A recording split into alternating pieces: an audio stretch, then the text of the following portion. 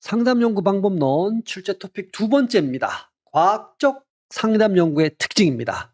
자, 우리가 토픽 1에서 상담 연구가 언제 필요합니까? 자, 필요하면 이제 해야 되겠죠? 그럼 상담 연구의 목적은 무엇이 있습니까? 알아봤죠? 그 목적을 달성하기 위한 방법은 어떤 게 있습니까? 연역균합 봤잖아요. 이 과학적 방법이죠. 그러니까 상담 연구는 과학적이 되는 거예요. 그럼 이렇게 과학적 상담 연구가 갖는 특징, 그러니까 조금 더 일반화시켜서 포인트에서는 과학적 방법의 특징 혹은 그 방법에 의해서 나온 과학적 지식의 특징, 이게 출제율이 좀 상당히 있죠. 노트편에서는 과학자 실무자 모델이라는 게 있어요. 요건 이제 요걸 통해서 상담의 과학화가 이루어진다는 느낌을 좀 받으실 겁니다. 요건 노트에서 가볍게 다뤄드릴게요. 그리고 퀴즈 문제 4번, 5번, 6번을 풀어볼 겁니다. 퀴즈 문제는 여러분 이제 노트에도 있죠.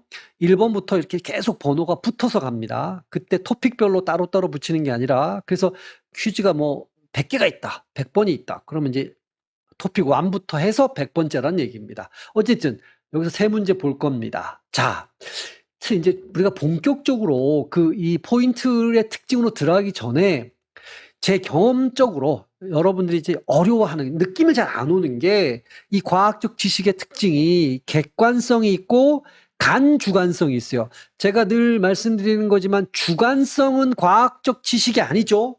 이건 나만 그래, 이런 얘기란 말이에요. 근데 객관성은 뭐냐면 여기 있죠. 누가 재어도 이 책상의 길이는 100cm다. 누가 재어도 이 물의 온도는 100도씨다. 이런 거 100cm다, 100도씨다. 이런 거가 객관성이에요. 이건 팩트입니다. 팩트. 누가 봐도 그런 거야. 이런 거는 자연과학에서는 그렇죠. 자연과학에서는. 근데 여기 사회과학이라는 말이 있어요. 이 인간들의 삶 속에서 일어나지는 문제를 다루는 이 인간을 대상으로 한 사회과학에서는 이렇게 누가 봐도 100% 그래, 이런 게 없다고. 힘들다고. 그래서 이 객관성을 조금 약하게 한 버전이라고 볼 수 있어요. 간주관성 혹은 이거를 상호주관성. 여기 보면 사람 중심, 합의 중심, 너와 내가 다른 주관을, 그러니까 주관 대 주관이에요. 달리 가졌어. 그렇지만 같은 절차, 공통된 절차, 그대로 똑같은 절차대로 하면 결론은 같아.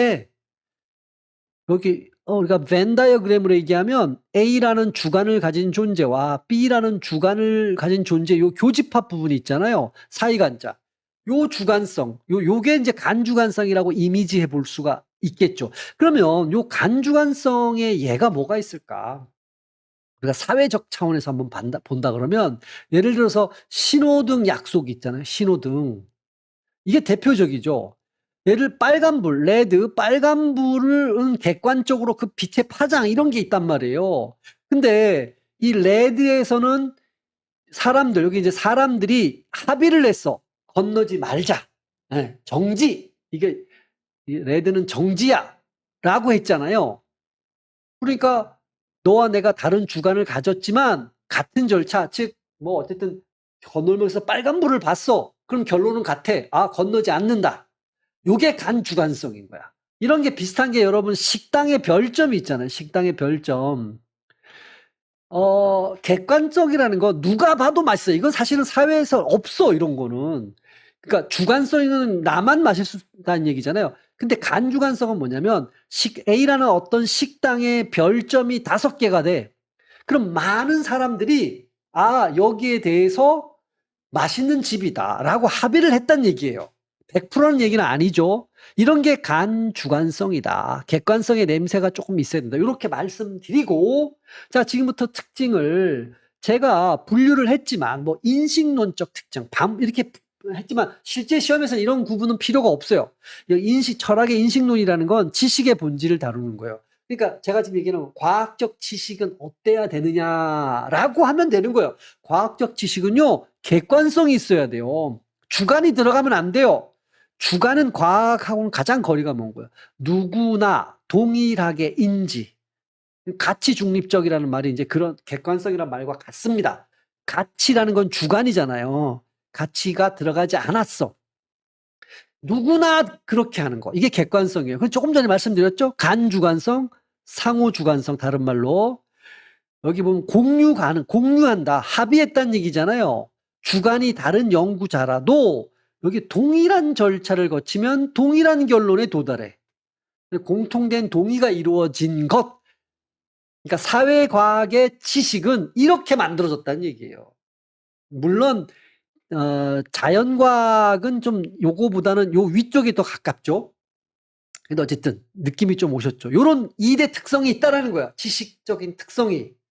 감을 조금 잡으시고 설명을 충분히 해드렸으니까 또 하나가 과학적 지식은 일반성이 있다라는 거예요. 요걸 다른 말로 보편성이라고 해도 됩니다. 보편성도 뭐 비슷해요. 왜냐하면 여기 보면 포괄적 일반적 지식을 추구한다. 보편적 적용한다. 다양한 대상에 대해서. 그러니까 이건 널리 적용한다는 얘기입니다. 여기 특정한 거, 요 한 놈한테만 이 지식을 적용할 수 있어. 과학은 이런 거 싫어해. 과학은 100개가 있다면 뭐 99개, 거의 100개 모두에 대해서 적용 가능한 포괄적인 지식을 추구한다. 이게 지식의 일반성이라는 거야. 보편성이라는 거예요. 특징이죠. 자, 4번은 결정론성이에요. 디터미니즘인데 혹은 인과성. 이 결정론이라는 건 이렇게 이해해 두시면 돼요. 세상은 원인과 결과로 되어 있잖아요.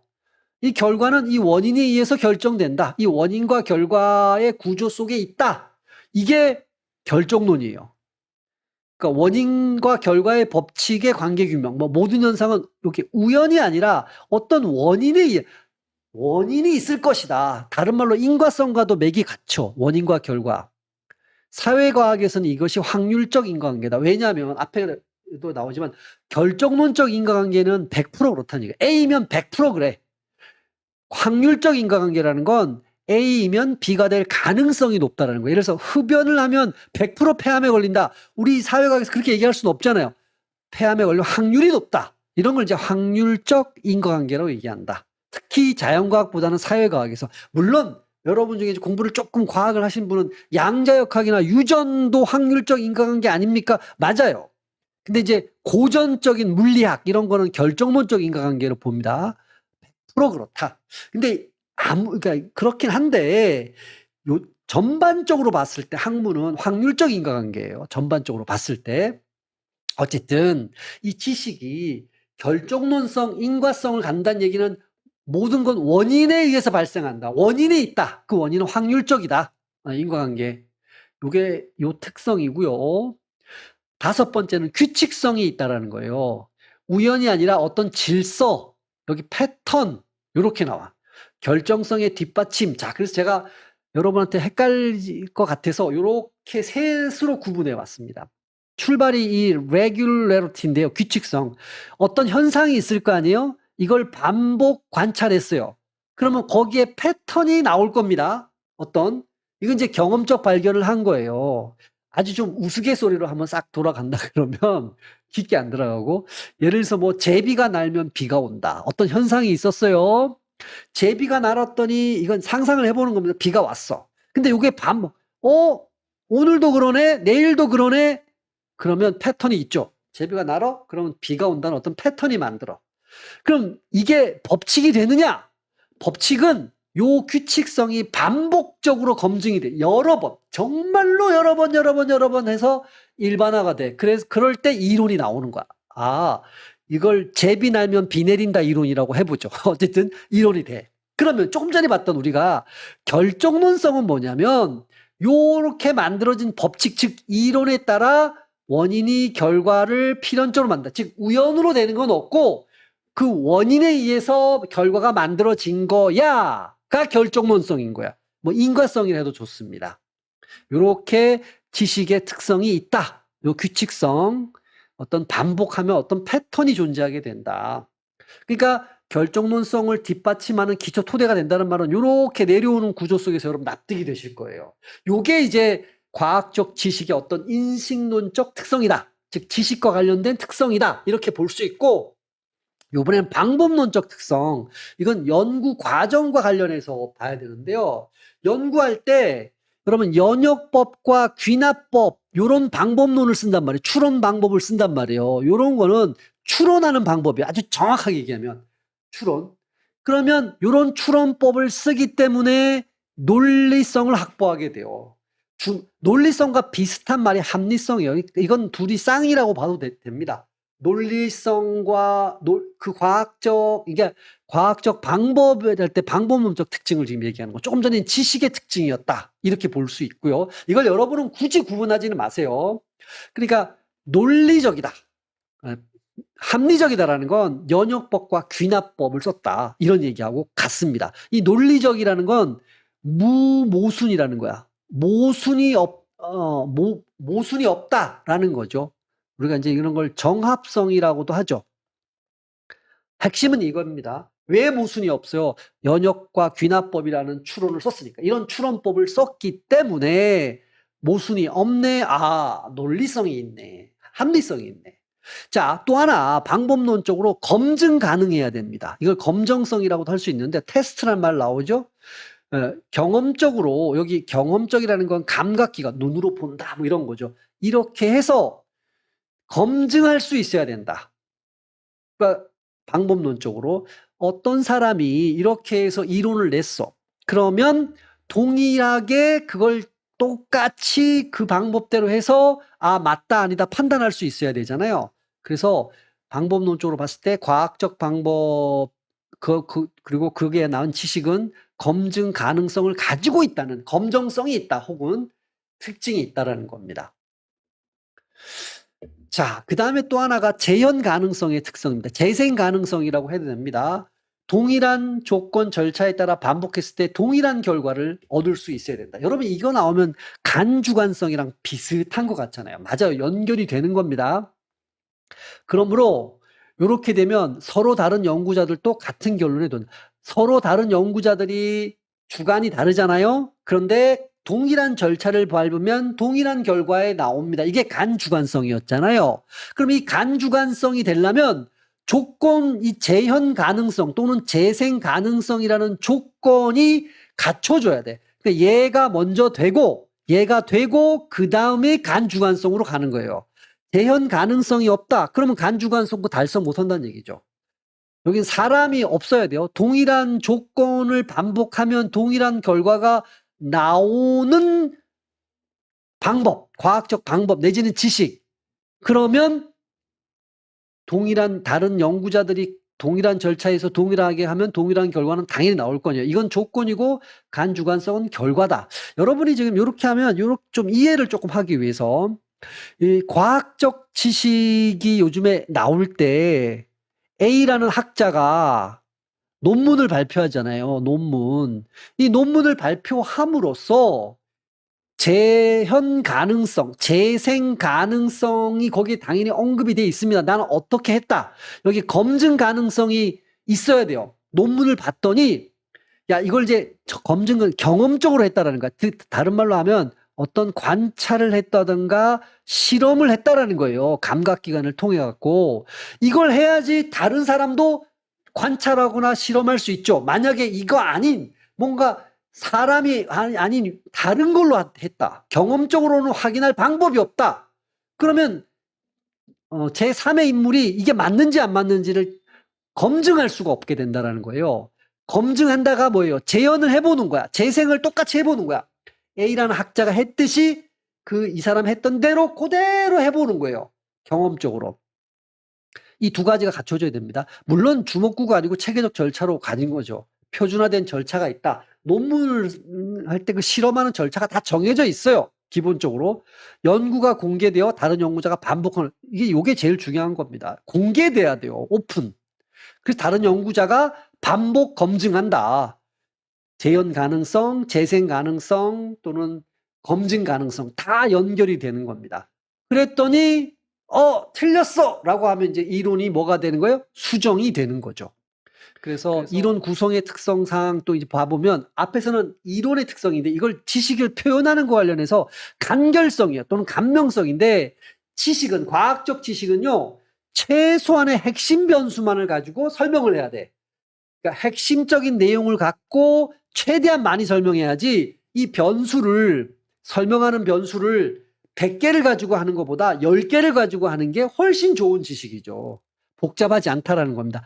최소한의 변수만으로 아주 넓은 현상들을 설명하세요. 요때 변수라는 거는 이제 주로 원인이라고 생각해 두시면 돼요. 원인 내지는 결과도 들어갈 수 있는데 원인 변수 뭐 이렇게 생각해도 됩니다. 또 하나가 이제 구체성입니다.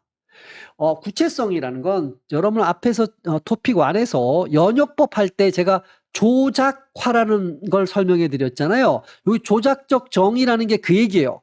그러니까 요 말은 측정 가능하도록 얘기한다. 다시 말해서 머리 좋은 건 IQ 점수, 성적이 좋은 건 학점 점수, 요렇게 하는 걸 조작화라고 표현했잖아요. 같은 말이에요. 조작적 정의는 똑같습니다. 그러니까 구체성을 가져야 된다라는 거는 측정할 수 있도록 수치화되어야 된다라는 겁니다. 측정 가능해야 된다. 구체적, 추상적인 관념에 머무르면 안 된다라는 겁니다.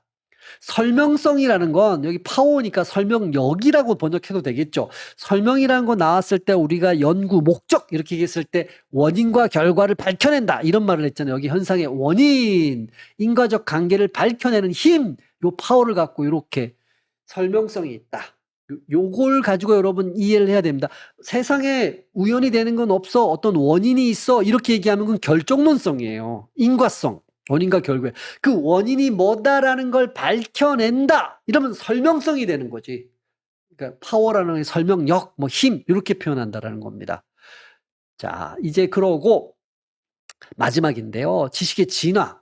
수정 가능성과 다른 말로 반증 가능성입니다. 조금 전에 검증 가능성, 재현 가능성 또는 재생 가능성을 주면 다른 연구자가 재현해 보겠죠? 재생해 보겠죠? 과연 맞는지. 그래서 검증을 해봤어. 해봤더니 검증 가능성은 어떤 경험적 감각을 통해서 그거를 체크를 해볼 수 있어야 된다는 뜻이에요. 해봤더니 틀렸네. 얘가 주장한 이론이 틀렸어. 그럼 수정하는 거죠. 이렇게. 제가 토픽 1에서 연역법, 균합법이 대전제가 어떤 이론의 고정성을 전제하는 건 전통적 관점이고 현대는 수정 가능성을 전제한다 그랬잖아요. 이게 다른 말로 반증 가능성이에요. 칼 포프 얘기인데 반대 증거가 나오면 바꾸는 거지 이런 얘기예요. 같은 말이에요. 수정 가능성이나. 그러니까 현대 지식은 얼마든지 변화될 수 있다. 반증될 수 있다. 수정될 수 있다. 그러니까 모든 과학 지식은 잠정적 결론에 불과하다. 임시적으로 지금 맞는 거야. 새로운 반증이 나오면 언제든지 변화될 수 있다가 현대 지식의 특징이다. 자, 이제 핵심은 다 하셨어요. 이제 노트편으로 넘어옵니다. 이 상담이 과학화하기 위해서는 그 과학화를 추구하는 모델 중에 대표적인 게 과학자 실무자 모델이에요. 무슨 말입니까? 과학자는 연구자, 연구 방법론을 공부해야 됩니다. 그래서 실무자는 상담사 역할을 하라는 얘기예요. 상담 기술 연마해야 되겠죠. 그래서 이 둘이 다 필요하다. 통합 전문가. 그러니까 여러분 보고 이렇게 얘기해요. 여러분 이제 상담사잖아요. 여러분 보고 과학자면서요. 실무자 되세요. 연구자면서 상담자 하세요. 이런 얘기예요. 두 개 다 하래. 머리 아프죠? 그러니까 우리가 지금 방법론을 배우잖아요. 방법론에서는 여러분 상담 기술 얘기 안 해요. 전혀 안 하죠. 이건 상담 이런 거 나오잖아요. 연구 방법론을 배운다라는 건 연구자의 역할, 과학자의 역할을 익히게 만든다는 뜻이에요.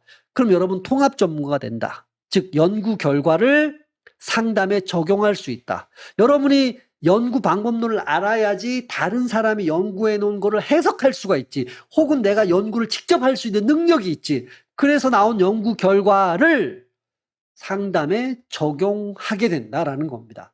그 모델을 이렇게 얘기하는 거야. 그러니까 우리 보고 뭐라고 얘기하는 이 모델이 얘기하고 싶은 거는 두 개 다 되세요. 두 개 다 공부하세요. 그런 사람이 되세요. 연구자이자 실무자이자 임상가이자 다 가지고 가세요. 머리 아픕니다. 시험에 이렇게 가볍게 나올 때가 있어요. 이 과학자 실무자 모델이 지향하는 과학적으로 생각하는 상담자의 특성이 뭐냐 이런 얘기예요. 과학적으로 생각하는 상담자. 가설과 검증, 이 연역이라는 게 나오죠. 연역적 사유를 하는 거네요. 상담 전반에 가설을 세우고 이를 검증한다.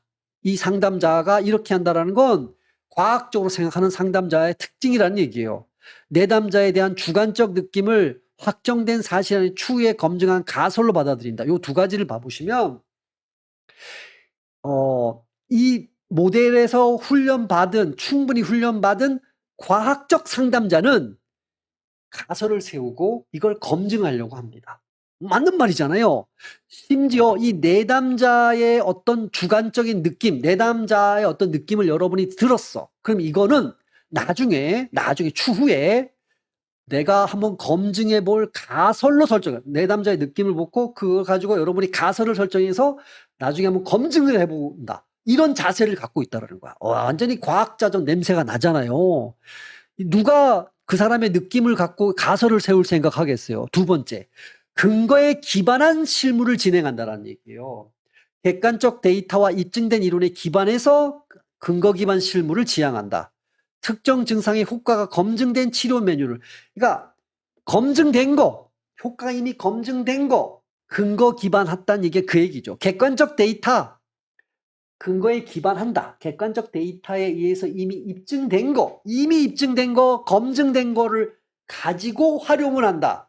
굉장히 과학적이죠. 자, 여기까지는 어려운 거 없어요? 객관적으로 평가한다. 그러니까 주관적인 경험에 의존하지 않고 이 상담의 성과를 내 느낌상 잘 됐어 이렇게 하는 게 아니라 뭐 그런 것도 어쩔 수 없이 있지만 객관적인 어떤 척도를 기준점을 놓고 평가를 한다. 상담 전후의 심리검사 점수를 비교한다. 심리검사 예를 들어서 뭐 성격검사니 뭐 있잖아요. 이제 그거를 상담 전의 검사, 후의 검사 이렇게 비교를 해보면 객관적 평가가 되죠. 대표적으로. 태도 및 방법론인데 비판적 태도, 개방적 사고 좋은 말이죠. 비판이라는 건 잘하는 것도 얘기하는 겁니다. 장점도 얘기하고 단점도 얘기하는 거예요.